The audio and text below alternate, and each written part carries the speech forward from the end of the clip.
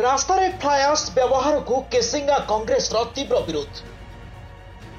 केसिंगा आरोपी रास्ता निर्माण निम्नमानर अभियोग। राजलक्ष्मी कंस्ट्रक्शन नारे सांघातिक अभियोग।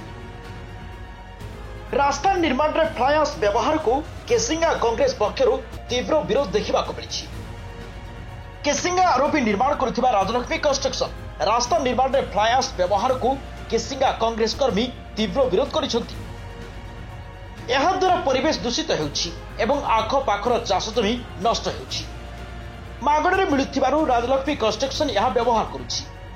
या पूर्व भी कांग्रेस विरोध करी स्थानीय एनएससी को चिठी लिखिथिला। विरोध पर अवश्य बंद थिला, हेले पुणी आज फ्लायार्स आनी पकेबाको विरोध करथिले केसिंगा कांग्रेस कर्मी। ठेका संस्था निजर मरमुखी करुथिबा अभियोग करिसेंती कांग्रेस कर्मी। ए विषय को नहीं पूर्वर कलाहांडी जिलापाल केसिंगा जातीय राजपथ विभाग को ए रास्तार वेदांत कंपनी विषाक्त डस्ट न पकाई नियम अनुसार रास्ता निर्माण कराଯାଉ ବୋଲି लिखित अभियोग करथिले। तथापि राजलक्ष्मी कंस्ट्रक्शन रास्ता निर्माण में मनमुखी चढ़ाई बोली एबार अभियोग करी आंदोलन करथिले। आंदोलन में Vijay Kumar Deep, 3 number ward councillor Rohit Jain, Gopi Majhi, Ratan दीप वार्ड सभापति नृप नायक, वरुण साहू, नवीन तांडी, अश्विनी तांडी, भक्त तांडी, गरुड़ बंश, गौरचंद्र साहू, रंजन महांती, क्षेत्र मंगराज, संजीव शाह, आशीष शाह प्रमुख आंदोलन में सामिल होते। एमाने यहाँ बंद नहेले आगक आंदोलन तीव्र हो बोली कहिसेंती। पर पुलिस हस्तक्षेप करी एमानक बुझासुझा करथिले।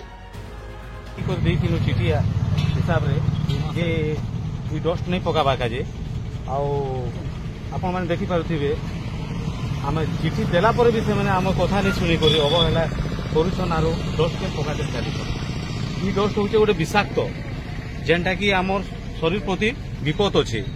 तो आम से जनईलु जे आपण ई डस्ट नहीं पकाबे बोली आमर कथा को अवहेला करी करी आमर कथार किसी रेस्पन्स नहीं नेबा आरो ई प्रकार से माने ताको दुर्नीति चलैछन मन इच्छा तांकर काम करुछन।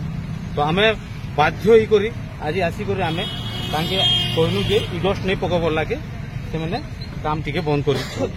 तो आम प्रशासन के अनुरोध करुचु ई प्रकार काम नहीं हो और ई डस्ट ई जगह रे नहीं पड़े। डस्ट वेदांत रोच फिकी देलाटा जेनटा कि गोटे इने केमिकल पड़ी छे जेनटा आम अंचल ने पड़वा बेले चाष पास भी नहीं हुए शरीर प्रति जेन डस्ट आरबीएस रास्ता जेनटा देखा जाउछे। हां तो ये डस्ट इने पकाबार कथा के ई डस्ट इने नहीं पकाबार कथा जेहेतु रास्ता अगर ठीक से बनाबार अच्छे बेले इने भल माटी सहित गेठी कंक्रीट ही पूरा जाम करबार कथा जेनटा कि रास्ता स्ट्रांग रहिसी। एटा देखुछ तो आपण माने जेनटा कि गोटे साधारण भलिया दिसुछे से पाली सेटा पड़ी।